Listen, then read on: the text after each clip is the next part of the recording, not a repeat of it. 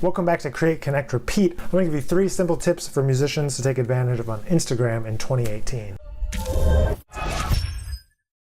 Part of the resolutions that I set for myself in 2018 are to take my social media skills up a notch. So I've been doing a lot of research about Instagram and what types of things to post there, and found a couple of tips that I think a lot of musicians could really stand to hear again. So number 1, use hashtags. And I know we all kind of jokingly maybe use hashtags or start putting a few in, but we have to do some research and find out about hashtags and what hashtags could actually benefit us from using.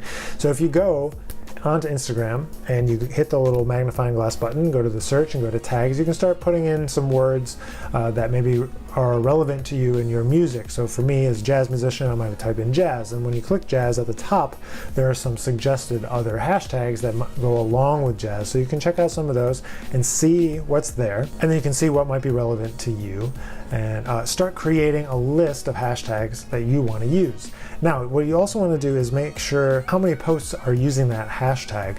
You can do that by doing the same thing, typing it into the search bar, and it should show up below that with an approximate number of posts that are using that. If there's too many, if there's tens of millions or hundreds of millions of posts, your post is going to get drowned out almost instantly. So there's 3 types of hashtags that we want to find, and we can use 30 in our post. So we want to take about a third of them and put them highly niche hashtags that are going to be very specific to our genre and very specific to us.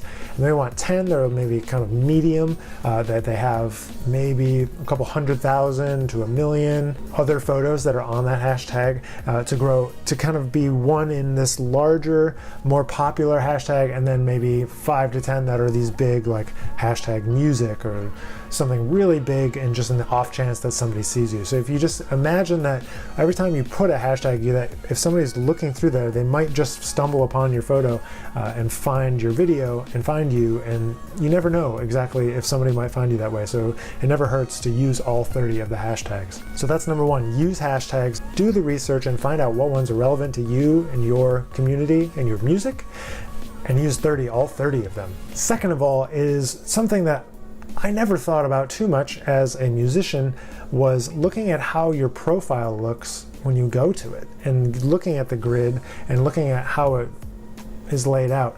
A lot of the photos and videos that I liked to share, they happen to be, rectangular instead of square, and Instagram added the feature where you could hit a little button and it would make the little rectangle. In the feed, it would show up as a rectangle and everything looked great, and so that was fantastic. However, when you go into the profile and all of a sudden you look and you have all these cropped out rectangles that only have half your face, or they only have like half of a word or something, and you can't go back afterwards and adjust, it just kind of crops it automatically. So trying to think about things in square, so that thinking about what your profile looks like when somebody visits it is really important. You never know who's going to be clicking over to it and who might want to know more about you, and it's important to present yourself in a way that doesn't look all crazy and chaotic, and that you took some care in organizing your Instagram as a business tool. If you don't care, then it doesn't matter. But if you're trying to present yourself professionally, you might take some time to organize that. I know for me that it's a new approach and I'm still trying to wrap my head around it, but I thought I would share that with you as I'm trying to work on it as well. The other thing, and I've said this before on the show, but that you cannot put links in the comments or in the description. Nobody can click them. They're useless. Nobody can highlight them and copy and paste them. It's too many steps. People just scroll past. You don't need to use Instagram, to pull people off into another place, because it's just not going to happen, except for the link in the bio, which leads me to a new tool that I want to share with you that I found out about not too long ago. It's called Linktree, but if you put the period for the website in between the TR and the double E, so it's linktr.ee,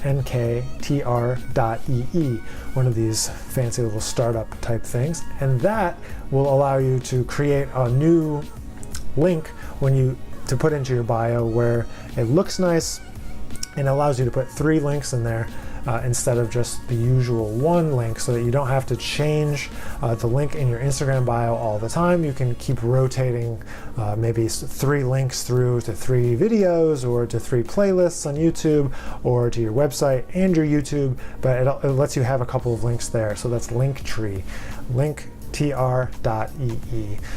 So there's 3 tips for 2018. Musicians and artists, if you're not doing these things already, I think they're really gonna help you in the long run. If you just do it once, it's not gonna work, but if you commit to every single time using the hashtags, updating the link in your bio, not putting links in the comments and description area, and putting some thought into what your profile looks like, what the grid looks like on your profile, it's gonna take your Instagram up to that next level with all the photographers out there that are making really very nice looking Instagram accounts. We might not ever get to that photographer level, but we can be at least organized looking and professional looking, and trying to give yourself an overall great impression when people come to visit your Instagram profile. So thanks for watching Create, Connect, Repeat. My name is Nick Finzer, and we will see you guys back here next week.